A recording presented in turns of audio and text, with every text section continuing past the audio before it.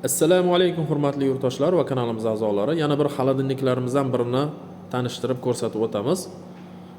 Bu 1.20 ga 1.5 balandligi 4 ta polkadan iborat, Xitoydan keltirilgan. Hozir yashig'ini buzib, salafanlarni ochdik, hali oynalari terilmagan.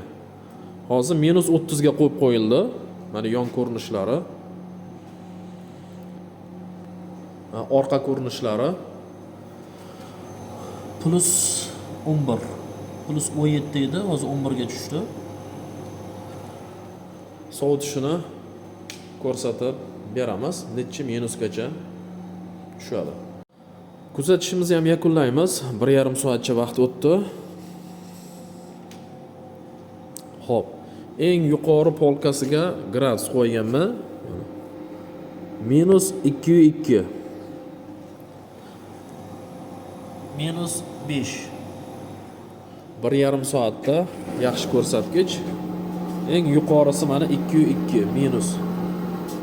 Bu 1,5 metrlik balandlikdagi xolodilnik. Kerak bo'lsa bemalol murojaat qilaverasizlar.